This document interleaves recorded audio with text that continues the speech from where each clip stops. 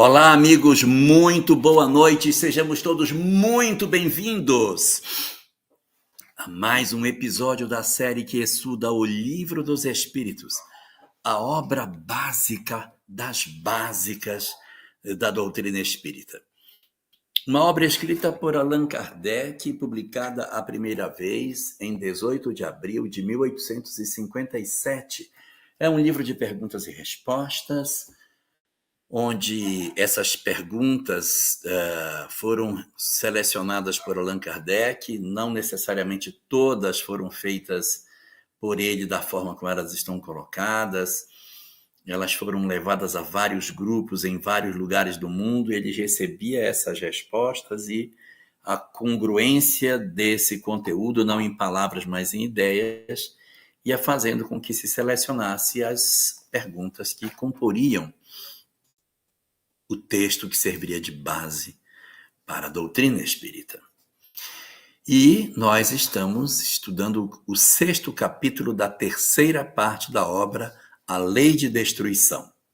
E para que a gente possa começar o nosso estudo de hoje, nós iremos fazer as nossas reflexões a partir do momento da nossa prece para a abertura das nossas discussões de hoje. Senhor, nós te pedimos que tu nos abençoes, para que consigamos verdadeiramente entender o sentido profundo das mensagens deixadas pelos imortais, a fim de que entendêssemos o real sentido da vida. Ilumina-nos assim o entendimento, para que a graça da tua presença nos ajude a entender as utilidades desse saber para a nossa vida prática. Fica assim conosco, Senhor, e nos protege nesse objetivo de aprendermos a tua lei, para sermos mais obedientes a ela. Nós estamos estudando a lei de destruição e estamos no primeiro dos tópicos dessa lei. E o primeiro tópico dessa lei trata especificamente sobre destruição necessária, que é a necessária destruição, e ao lado da destruição necessária, aquela que se impõe pela própria condição da vida orgânica, a destruição abusiva. E é um tópico assim razoavelmente longo, Kardec traz muitas questões dentro desse aspecto. Nós começamos trabalhando a questão 728, já chegamos na questão 730, e encerrando esse subtópico sobre a questão da destruição necessária, nós temos uma última pergunta que, de certa maneira, ela já está tratada nas nossas discussões anteriores, então a gente vai ser um pouquinho mais ligeiro nela, porque a partir da questão 732, nós mudamos o foco das nossas discussões e começamos a discutir não mais o sentido intrínseco da destruição, da vida orgânica, do porquê da morte. Não estamos mais falando da destruição necessária. Nós vamos nos deslocar na direção da destruição abusiva. Mas para que a gente chegue lá, passemos primeiro pela questão 731 da obra básica. E essa questão, 731, nos diz o seguinte: por que, ao lado dos meios de conservação, colocou a natureza os agentes de destruição? A gente até comentou isso, de uma certa forma, ao longo das nossas lives anteriores. Por que ao lado da conservação existe a destruição? Porque a destruição faz parte da lei da vida pelo amor de Deus. E essa destruição é só orgânica, ela não é espiritual, o ser espiritual é indestrutível. Quem se destrói é só a matéria, porque evidentemente o princípio espiritual precisa de muitas experiências, o reencetar das mesmas experiências para que o aprendizado repetitivo dessas mesmas experiências acumulem no indivíduo a compreensão dele. Então, a própria formação do nosso cérebro, desde as estruturas mais simples, como o cérebro reptiliano, que está ligado unicamente aos aspectos mais basais do instinto humano, ele precisa que as experiências sejam repetidas, para edificar no indivíduo o cérebro mais fundamental que a gente tem, fica aqui atrás, que é o cerebelo. Demoramos milhões de anos para construí-lo. Então, desencarna muitas vezes para recomeçar a história de novo, para aprender a construir esse cérebro. Depois a camada límbica e, por último, o neocórtex, que é a camada mais externa nossa, que responde pelos aspectos da intelectualidade em si. Então, por que ao lado dos instrumentos de conservação existem os instrumentos de destruição? Porque a destruição se faz necessária. Não esquecendo nunca que essa destruição é apenas material, porque não existe morte espiritual. O espírito, por ser imortal, nunca encontrará a morte. Então, a destruição é apenas da veste que nós nos utilizamos para nos apresentarmos entre as outras criaturas. E assim, portanto, a razão pela qual isso acontece é por isso. E os espíritos, de uma forma bastante sintética, dizem assim: é o remédio ao lado do mal, ou seja, um meio de conservação ao lado do meio de destruição. Já dissemos, é para manter o equilíbrio e servir de contrapeso, exatamente. Então, os instrumentos de conservação são o instinto de conservação, o medo, a alimentação, todos os recursos com os quais a natureza nos dotou, para que a gente consiga, de fato, vencer as nossas fragilidades e conseguirmos avançar de maneira efetiva dentro da nossa sociedade com os aprendizados que a gente vai tendo. Então, o instinto de conservação faz com que a gente não coma demais, não se exponha a perigos, que a gente tenha descargas de adrenalina diante de um predador, que a gente procure uma caverna para dormir, que a gente se abrigue do frio. Então, esses instrumentos que fazem a conservação foram essenciais, como a gente viu nas lives anteriores, para preservar contra a destruição, para que o homem não, mas o princípio espiritual pudesse aproveitar tudo que ele pudesse dos aprendizados que a vida lhe dá. A vida vai lhe dar muitos aprendizados, mas é a vida encarnada que vai impulsionar esse aprendizado. Se ele entrar e sair de maneira muito pronta, ele acaba não aprendendo. Então, utiliza-se de recursos para reter o princípio espiritual na matéria. Então, a caça, ela foge do seu predador, ela se esconde, ela tem instrumentos de defesa, e o predador, as suas estratégias para tentar também ter a sua sobrevivência através da destruição do outro. Então, isso aí monta o equilíbrio que a gente tem.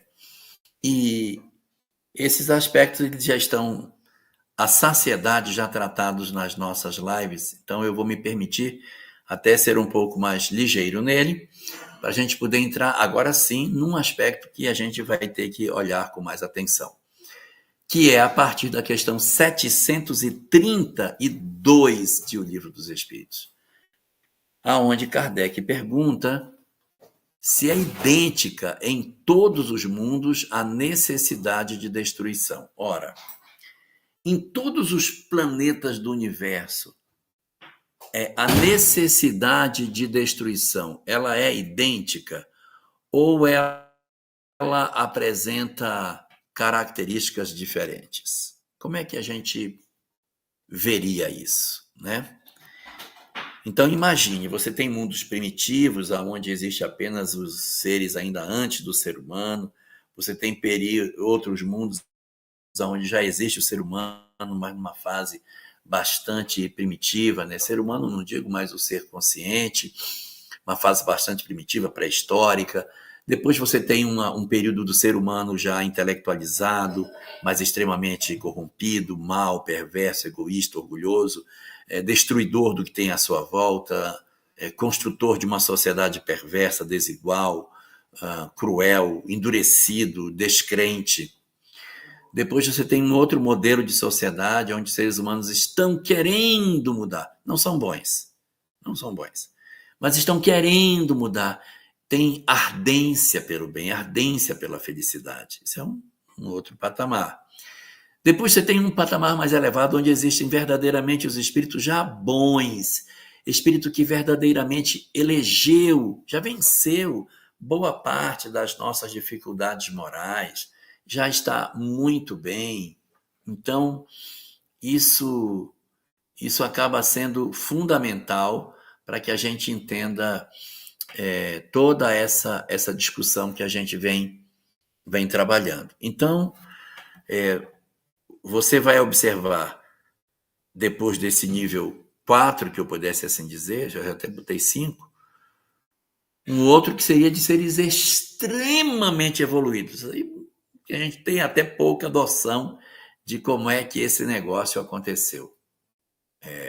Bem, foi bem distante de nós esses conceitos, então a gente acaba não conseguindo nem aproveitar direito como é que isso é de maneira mais objetiva. Está muito longe de nós e até nem adianta tentar entender, está muito distante. Então, será que mundos de naturezas tão distintas, será que a forma de destruição ela é semelhante? Ou será que os mundos possuem formas diferentes de lidarem com a questão da própria destruição, né? Resultado, a gente vai perceber pela resposta dos espíritos que, evidentemente, questão 732, se a lei de destruição ela é igual em todos os mundos, que os espíritos então nos trazem a seguinte contribuição: a lei de destruição guarda proporção com o estado mais ou menos material desses mundos. Uau! Então, a lei de destruição ela é uma lei universal, ou seja, ela é uma lei de Deus. Então, ela existe. Mas, ao mesmo tempo que ela existe, está dizendo que ela guarda proporções com o estado mais ou menos material dos mundos. Isso aqui me levaria a uma conexão com duas questões, questões 615 e a questão 618. Questão 615, de O Livro dos Espíritos. A lei de Deus é eterna, aí dizem, eterna e imutável como o próprio Deus. Então, a lei de Deus é eterna e é imutável. Mas olha aqui, a lei de Deus mudando, guarda a proporção com o estado mais ou menos material dos mundos.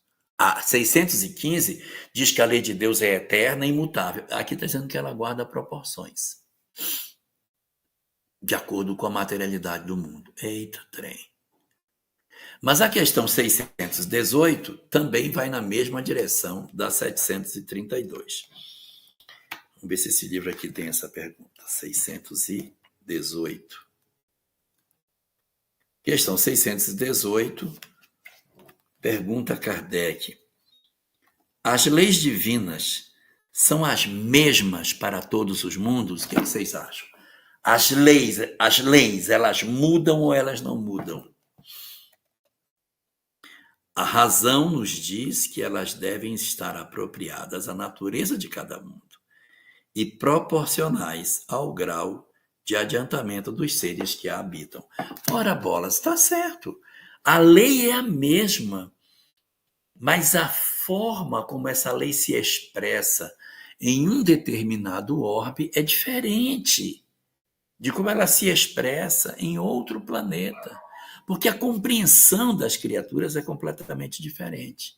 Eu estava agora mesmo, Regina, falando sobre física clássica e física moderna. A física moderna, ela não destruiu a física clássica para dizer, não, você não está com nada. Não, a física clássica continuou existindo. A física moderna, ela não veio e destruiu, essa aqui não presta. As duas existem. Só que a física moderna é uma física para baixas velocidades. É um carro que se desloca, uma pessoa que anda, um foguete que se desloca, tudo isso é baixa velocidade. Então, essa dinâmica que a gente encontra nesse processo aí da física newtoniana, que é a física clássica, é para corpos discretos se deslocando, um corpo que desloca num plano inclinado, uma coisa desse tipo. Mas a física moderna, ela não, ela foi precisa ser criada para conseguir interpretar fenômenos de partículas que se deslocam a uma velocidade absurdamente alta. Quando um corpo se desloca numa velocidade próxima da velocidade da luz, os conceitos de Newton não servem. Ah, então não presta para nada? Presta para macro. Deslocamento lento de velocidades que estão longe da velocidade da luz, então você não percebe nenhuma mudança. Quanto mais perto da velocidade da luz você está, menos a física newtoniana é capaz de explicar o fenômeno. Então, é a mesma coisa, é a mesma lei. Não mudou. A física clássica e a física moderna são expressões da mesma lei. A lei de Deus não mudou. Mas na medida em que eu vou indo para velocidades mais elevadas, a forma de calcular e de interpretar a movimentação dos objetos sofre uma interferência muito grande da própria velocidade. A massa do objeto vai ficando cada vez mais pesada, o tempo vai contraindo. Você vai tendo uma série de alterações extremamente relevantes nesse processo.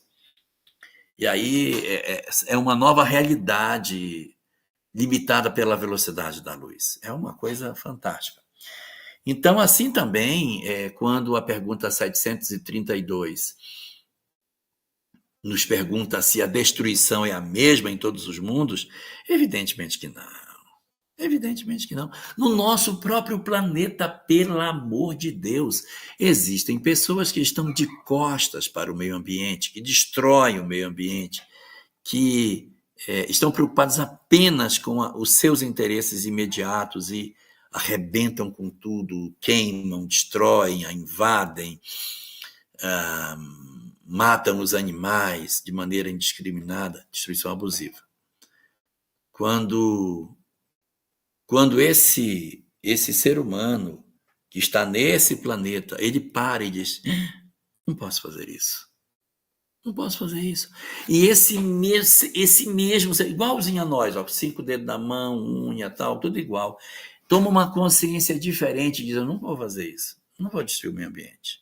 Eu vou viver sem destruí-lo, eu vou cuidar dele. Mas é o mesmo planeta e já está com uma consciência diferente. Aí tem um outro que diz assim, não, mas eu não vou comer os animais. Eu vou me alimentar só de proteína vegetal. Vou comer proteína vegetal, vou comer ovos e vou tomar leite. Mas eu não vou matar um animal. Aí vem outro assim, não, mas eu não vou comer o ovo. O ovo tem um animal que vai se meter dali. É crueldade com as galinhas que ficam presas, engaioladas. Não, ovo eu não vou comer. Aí tira o ovo, fica só o leite. O outro vem, não, também não vou tomar o leite, que o leite também é crueldade. A vaca fica presa ali para poder dar leite. Não, também não. Aí tira o leite. Aí vem outro e diz, não, eu nem vou fazer isso, eu nem vou mais nem fazer, não é só não comer.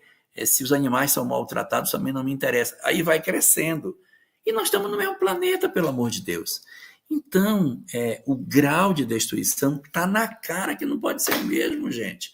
A lei de Deus estabelece a destruição como uma das suas regras, porque tudo está em processo de mudança. Desde Anaxágoras já se dizia isso. Não vou nem dizer Lavoisier. Lavoisier dizia que nada se cria, nada se perde, tudo se transforma. O Anaxágoras, que é um pensador grego antes de Sócrates, também dizia coisa assemelhada. Não vou lembrar exatamente a frase dele, mas é muito parecida, do tipo, nada se cria, nada se destrói, tudo se transforma, uma coisa assim. Mas ele também trouxe um conceito semelhante sobre essa condição da matéria, dela estar em constante transformação e gerando novas formas de expressão, como se fosse um processo natural. Então, diz a questão 732, que guarda proporções com o estado mais ou menos material dos mundos. Cessa, tarã, quando o mundo físico e o mundo moral se acham mais depurados. Então, à medida que a gente vai evoluindo, a forma de trabalhar a destruição, ela vai tendo uma revisão completa. E diz ele, muito diversas são as condições da existência nos mundos mais adiantados que o vosso. Eu consigo compreender isso. Que numa sociedade mais evoluída, a destruição, o depredar da sociedade, ele não existe. Existe a destruição daquilo que, de certa maneira, se torna necessário para que outras espécies sobrevivam num lugar, preservando ao máximo possível a condição de vida dos outros elementos.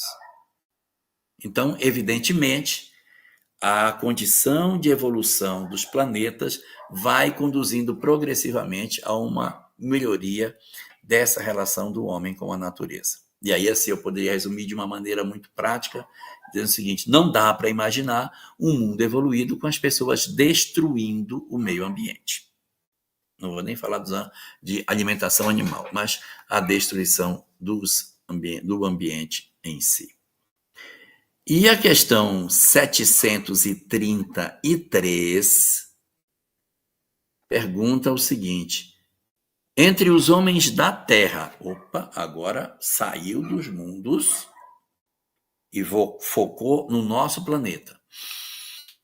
Entre os homens da Terra, existirá sempre a necessidade de destruição? Quer dizer, na Terra, sempre, sempre, sempre vai ser assim? A gente vai estar sempre destruindo para poder viver, quebrando tudo, matando tudo para conseguir sobreviver?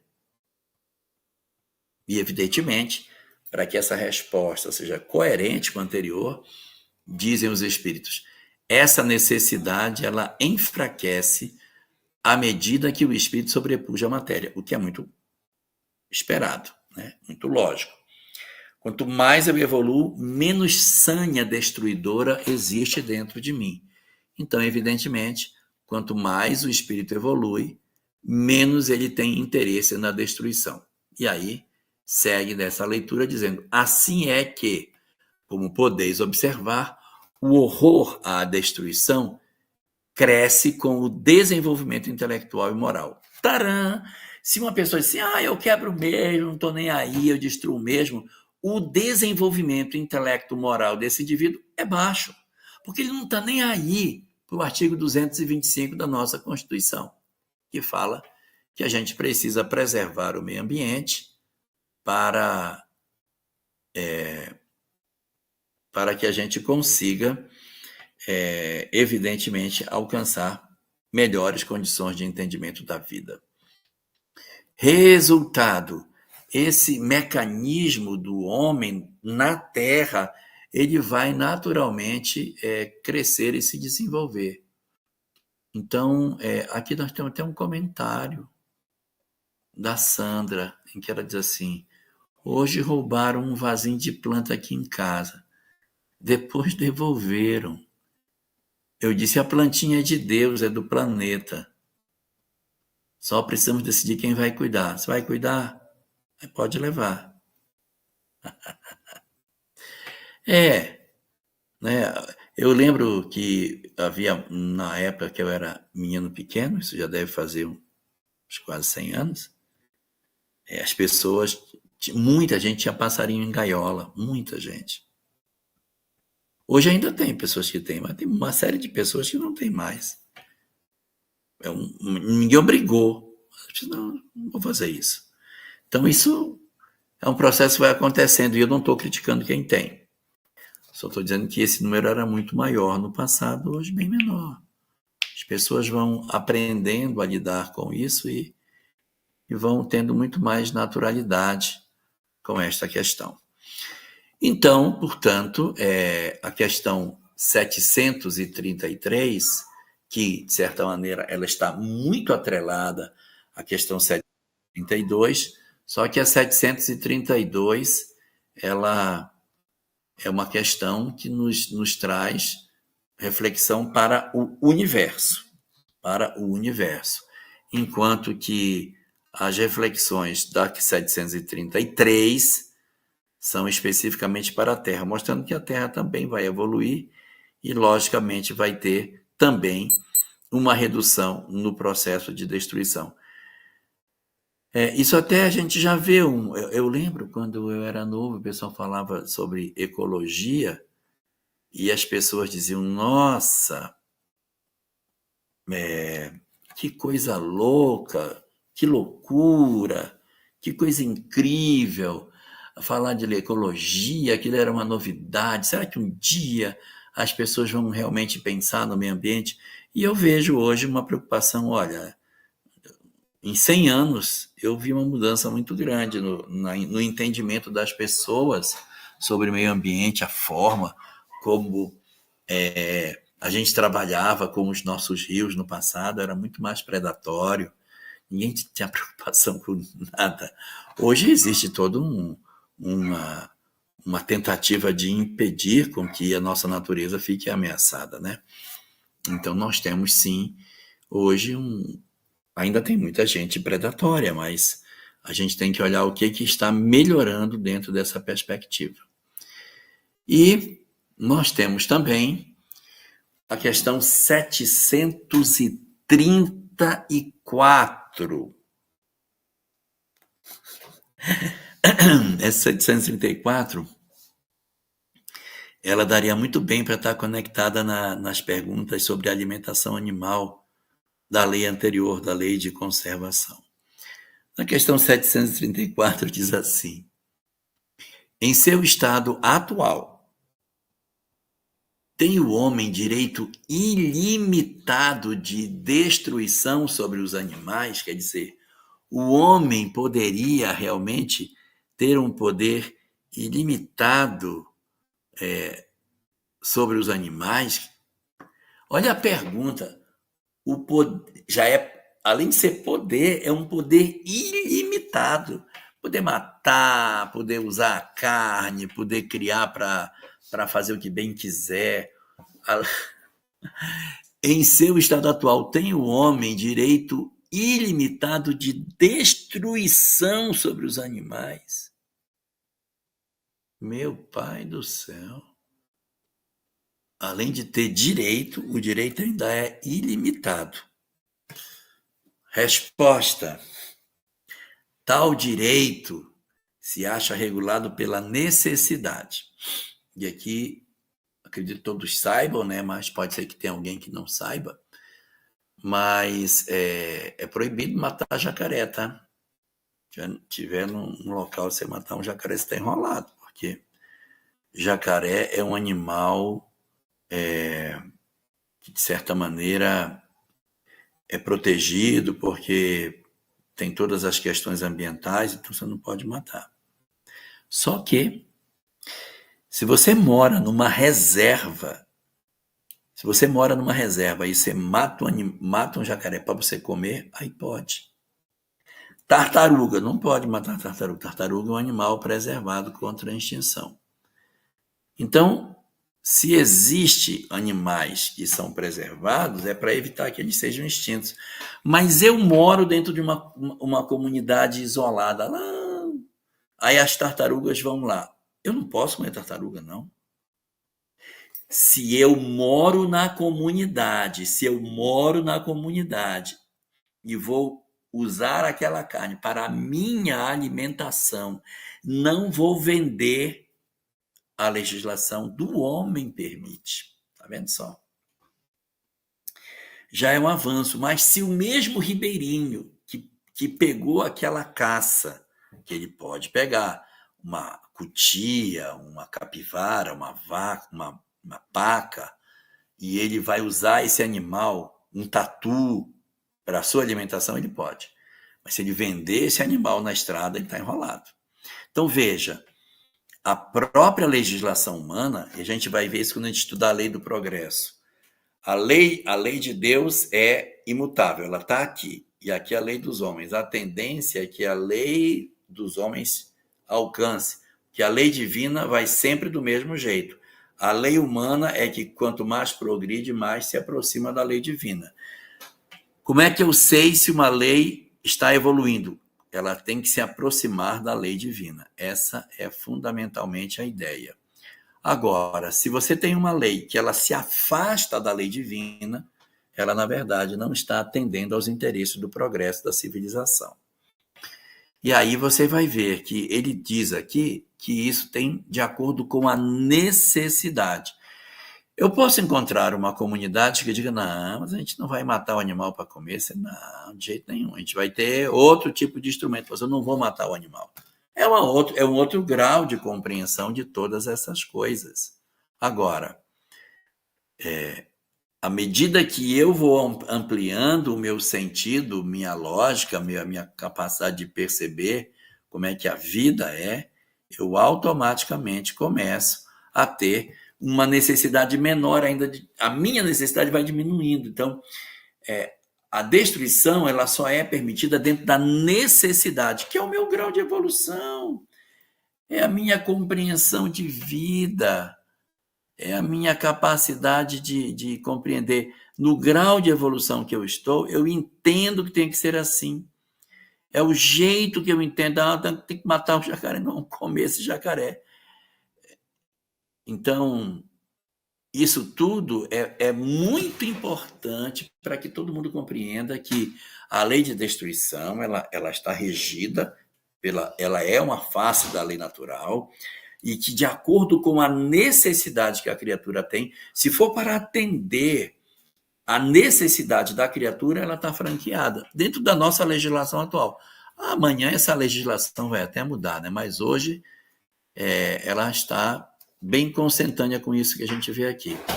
Tal direito se acha regulado pela necessidade que ele tem de prover o seu sustento e a sua segurança.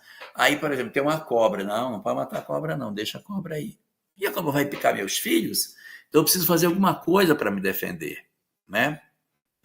Então, nós vamos perceber muito claramente que aqui abriu um espaço de entendimento em que nós, na verdade, precisamos compreender que a destruição, embora ela seja parte da natureza, ela depende das circunstâncias, da necessidade, e que o homem, por conta disso, não tem direito ilimitado de destruição sobre os animais. Eu vi outro dia uma imagem, mas ela já faz um tempo, uma matança de baleias na Noruega, a água toda manchada de sangue, quantidade enorme de animais mortos no mesmo dia. Coisa muito triste. Então, isso tudo é muito interessante. E aí, terminando esta pergunta, voltando para o ponto que ela foi feita, porque ele perguntou sobre um direito ilimitado, Marlene Rosa. Ele está falando de direito ilimitado. Ele disse, olha, o direito, se tiver, né, é regulado pela necessidade, apenas para prover sustento e proteção. Animal peçonhento, animal que me ataca, eu me defender dele para minha proteção e para meu sustento, quando eu entender que essa é uma necessidade. Ora, se eu não entender que não precisa matar. Aí ele volta com um ponto seguida dizendo, o abuso jamais constituiu direito. Então, o homem não tem direito de matar nada, nem as árvores, nem os rios, nem os animais, nem o que quer que seja, além da sua necessidade para sustento e para a sua condição de proteção. Eliane Tavares faz uma pergunta aqui. A lei de destruição leva à lei do progresso? É complicado isso, sabe, Eliane? Porque existe uma destruição que está dentro da lei da natureza, que é essa que a gente está vendo, da questão da necessidade e do sustento, do sustento e da proteção. Se for uma destruição para isso, aí está levando ao progresso, porque eu destruo dentro do limite da minha necessidade e para a minha proteção.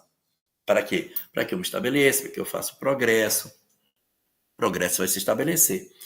Mas se eu tiver uma conduta abusiva, desrespeitosa, agressiva, insensível diante da vida do outro, aí eu vou estar contribuindo de maneira muito negativa para o progresso da história da humanidade.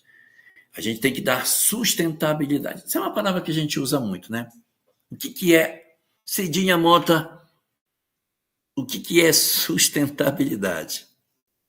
Sustentabilidade é um termo que surgiu na década de 70. Já não é tão novinho assim, né? Tem uns 50 e poucos anos já. Acho que é de 72. Sustentabilidade é uma coisa que permite que exista o equilíbrio de uma coisa no tempo. E como é que eu faço com que uma coisa não seja predatória demais, mas que impulsione o progresso e tal? Então, eles trabalham com 3 eixos. O que é sustentabilidade? É o equilíbrio de 3 eixos. Primeiro eixo, ambiental. Não pode destruir o meio ambiente. Segundo eixo, tem que respeitar o elemento humano. Porque, assim, eu preciso dar condição. O ser humano também faz parte do meio ambiente, né? Então, eu tenho que garantir o lado do ser humano, o lado social, tem que garantir o lado ambiental. Tem que ter equilíbrio entre esses 2 elementos. E um terceiro que também tem que ter, porque são 3 vertentes, que é o econômico.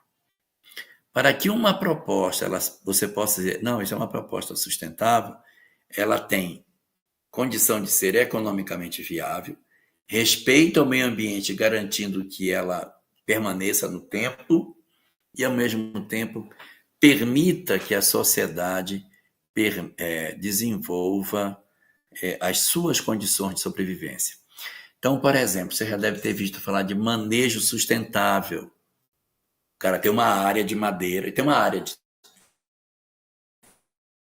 Tem muito na Amazônia. O cara tem uma área de terra, ele quer tirar a madeira que tem ali dentro. Ele pode, de repente, chegar, entrar lá e arrancar toda a madeira que tem. Claro que ele pode. Só que se ele fizer isso, não só é ilegal, como ele vai tirar uma vez só e acabou, não vai ter mais. Além dele não ter isso para gerações futuras, ele também vai destruir o meio ambiente. Imagina se todo mundo fizer isso, a Amazônia vai virar um deserto. Então, existe o manejo sustentável. O que é um manejo sustentável? Você entra na área onde tem lá aquele monte de indivíduos, que são as árvores, e você vai catalogar todas as árvores lá dentro. Aqui tem um pé de ipê, ali é uma faveira-ferro, ali é um pé de uma garapeira, ali é um roxinho, aqui eu tenho uma castanheira, ali na frente eu tenho uma engazeira, eu tenho, sei lá, uma samalmeira. Eu vou identificando com X e Y todos os indivíduos dessa área. Eu faço o inventário.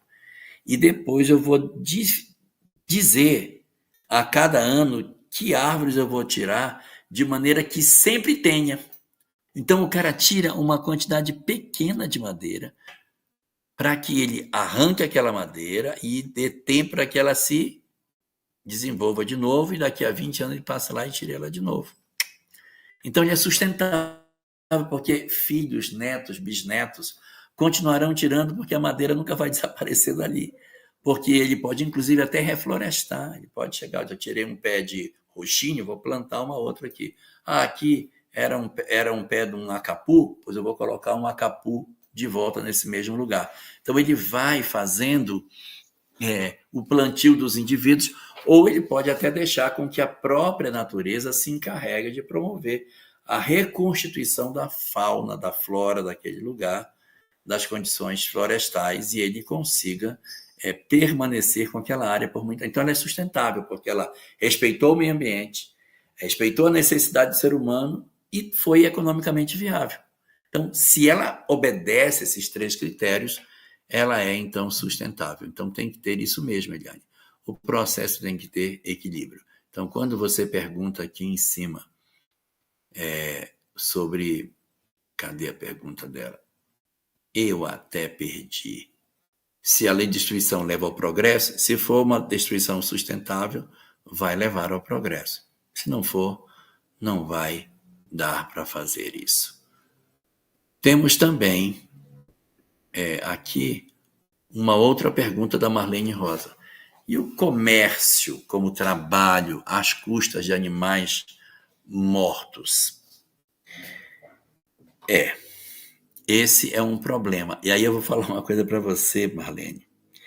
Nós falamos assim, porque nós somos carnívoros. Nós não somos carnívoros. Nós somos necrófagos. Porque não matamos para comer. Nós comemos animais mortos. Nós comemos cadáver. Carnívoros são os que matam o animal e comem. O leão é um carnívoro. O urubu não é um carnívoro. Ele é um necrófago.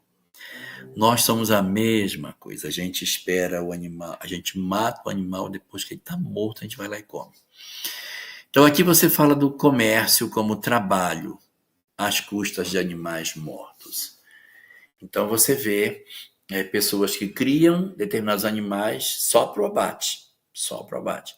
A quantidade de cabeças de gado do Brasil hoje é um pouquinho maior do que a população brasileira. Nós estamos com 207, 208 milhões de pessoas no Brasil hoje, e nós temos também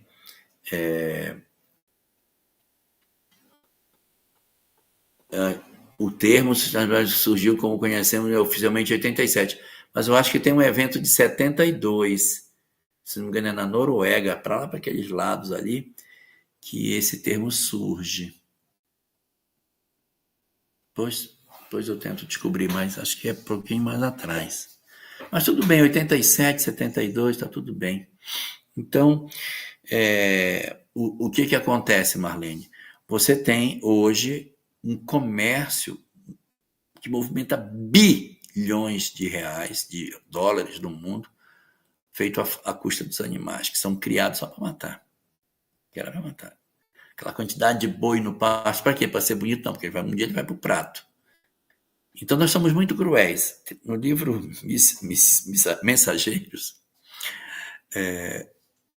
o instrutor de André Luiz, ali na obra, né, que inclusive está no livro, no filme Nosso Lar 2, ele oferece para nós uma reflexão que ele diz assim, porque as pessoas falam tanto de vampirismo, de obsessor, como é que pode? O ser humano é igualzinho. O ser humano também é um vampiro, porque ele suga as energias dos animais. Então, a tendência, Marlene, é que esse comércio ele tenda a diminuir. Só que assim, a Terra vai ter que se adaptar a isso, então vai devagarinho. Hoje tem tantas milhões de cabeças, vai começar a diminuir, vai. Esse comércio, no curso dos milênios, ele vai ter que sumir. Não dá para a gente ser assim. Não dá para a humanidade ser uma civilização mais evoluída com esse modelo de alimentação que a gente tem. Muito complicado. Muito complicado. Então, vai ter que mudar. Só que isso não pode ser feito num estalar de dedos. Isso vai precisar que lentamente a sociedade vá revisando seus conceitos para que ela aprenda a ter uma leitura diferente. Deixa eu dizer para vocês uma coisa. Eu tenho um amigo que ele faz churrasco. Ele estava conversando comigo que eu faço churrasco há 30 anos. Quando eu comecei a fazer churrasco, as pessoas vinham para o churrasco, elas comiam só carne. Só carne. Eu comprava uma quantidade enorme de carne por pessoa e era aquela loucura o povo atrás de carne. Hoje eu faço churrasco, eu compro muito menos carne porque as pessoas não comem mais só carne. Elas comem arroz, macaxeira, farofa, vinagrete, feijão tropeiro, elas usam outros elementos e não tem mais aquela sanha de só comer a carne no prato. E uma outra coisa, o alargar que a gente está tendo de outros tipos de proteína. Ele dizia, eu trazia frango, trazia peixe, quase não saía, as pessoas queriam só a carne vermelha. Hoje, cada vez mais, além de ter um volume de proteína animal menor, a carne vermelha está perdendo o interesse, as pessoas estão perdendo interesse e indo para outras proteínas. Se eu trouxer peixe para o churrasco, quanto eu trouxer de peixe, vai embora tudo, porque as pessoas hoje elas estão atrás de um outro tipo de alimentação. Então, tudo isso é o processo de desenvolvimento que vai acontecendo lentamente. Então, as pessoas vão deixando de ter o animal no pasto, vão mudando para outro formato de alimentação e vai dando tempo para o mercado se acomodar, se reorganizar. Senão, seria uma catástrofe a gente chegar e baixar uma lei, a partir de hoje ninguém come mais carne, vocês iam ver só o que ia dar de comércio ilegal dessas alimentações. A Marlene Rosa, não, Cidinha está perguntando o seguinte aqui.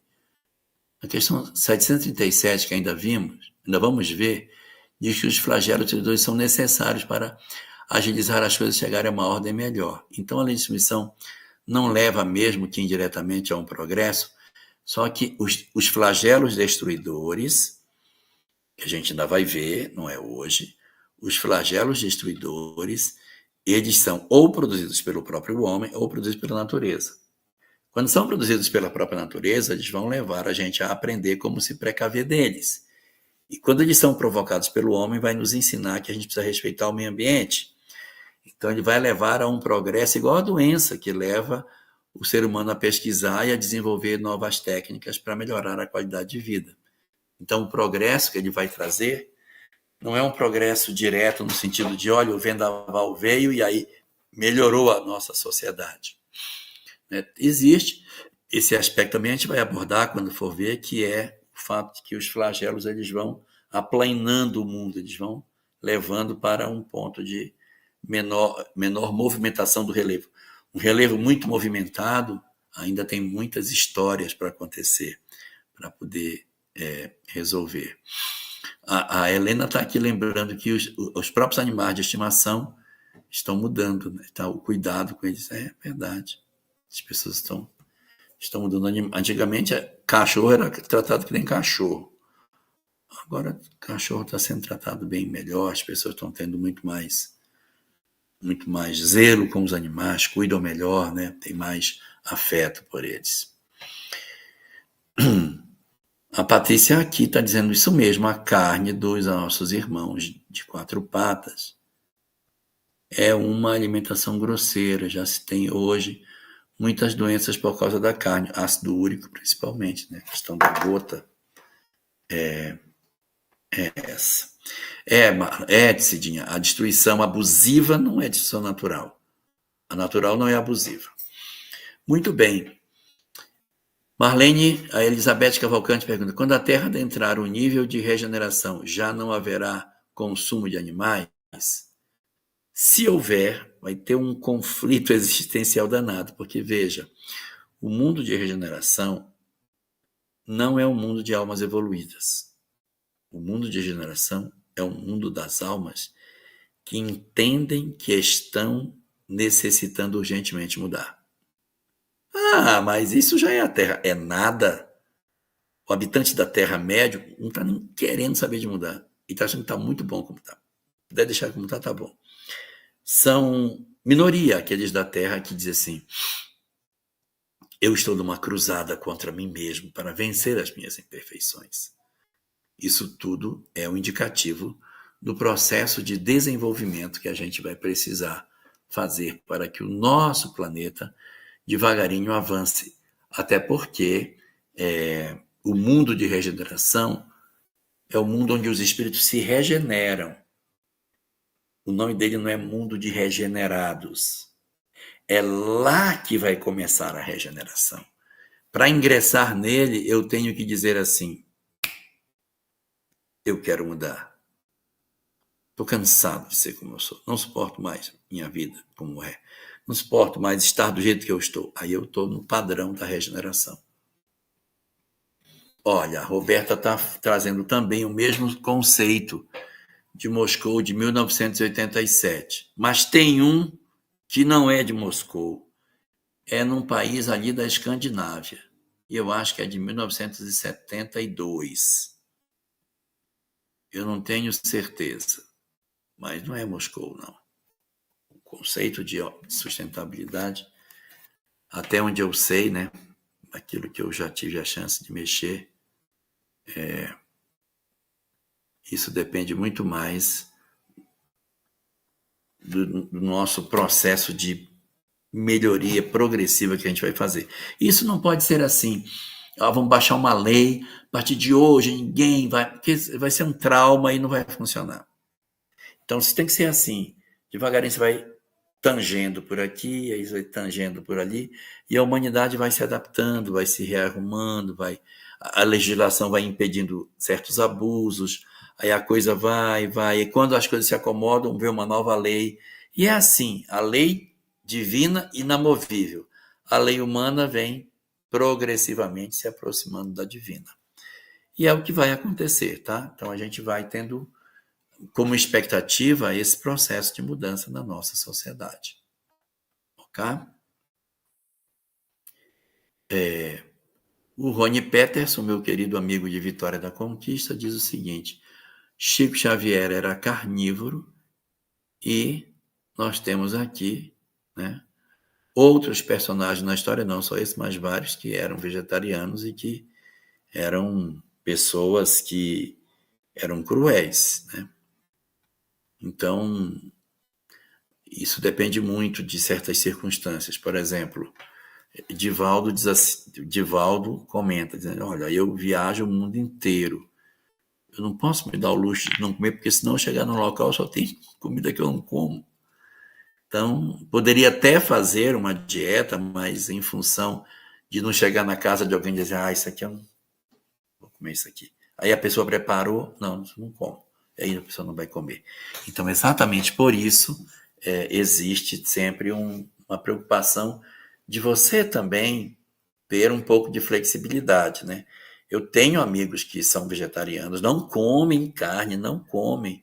E eu já vi eles chegarem em local e o pessoal chegar com comida animal para ele, e ele come. O que ele vai fazer?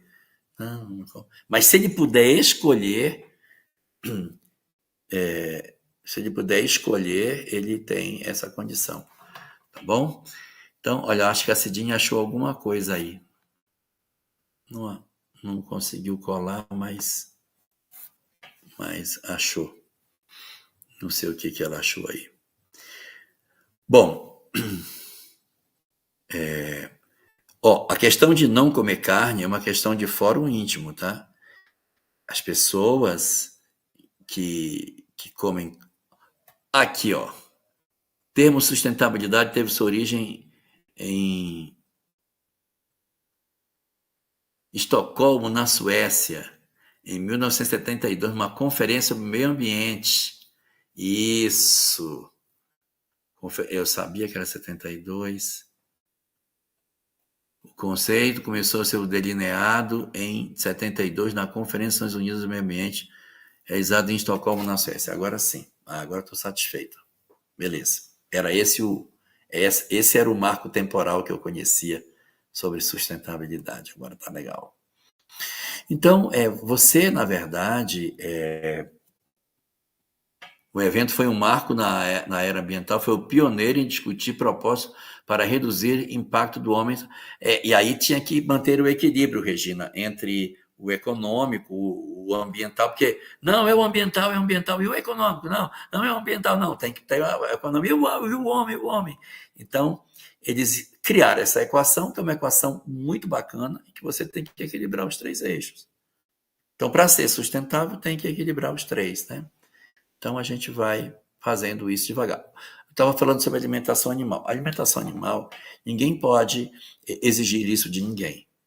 Cada pessoa tem seu próprio ritmo. A gente até já conversou isso na lei de conservação. Cada pessoa tem a sua forma própria de lidar com a sua própria alimentação, né? E a gente vai devagarinho entendendo que isso não possa ser feito pela crueldade que se estabelece e vai tentando. Eu sei que tem alguns companheiros assim, eu não consigo ficar sem comer carne. Então a minha sugestão é a seguinte: para quem não consegue ficar, tudo bem. Só que em vez de comer um bifão, come um bifinho. Diminui a quantidade de proteína. Em vez de botar aquele bife deste tamanho no prato, põe menos, corta menorzinho e vai aprendendo a ver o sabor de outros alimentos. Vale a pena. Você vai se sentir melhor. Eu como carne. Eu como. Eu evito carne vermelha, mas eu como frango, como muito peixe, passo sem, não tenho problema, passo sem, mas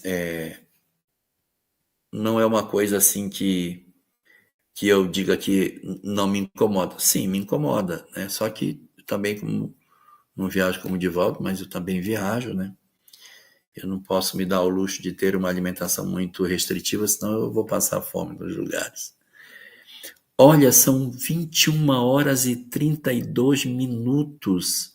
Meu Deus do céu! Meu Deus! Então, vamos nos despedir. Vamos fazer a nossa prece para encerrar o nosso estudo. E na semana que vem a gente começa na questão 735 da obra básica, discutindo ainda sobre destruição abusiva.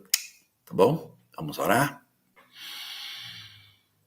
Senhor, nós te pedimos que nos abençoes, para que continuemos a ser dignos dos ensinamentos que tu nos ofereces, a fim de que consigamos continuar a ter a tua permissão para adentrar nos mistérios da vida e compreendermos de maneira mais clara as tuas leis. Por isso nós te agradecemos a imensidão de luzes que tu depositas no nosso caminho. E te pedimos que tu nunca permitas que nos afastemos da tua lei, dos teus ensinamentos.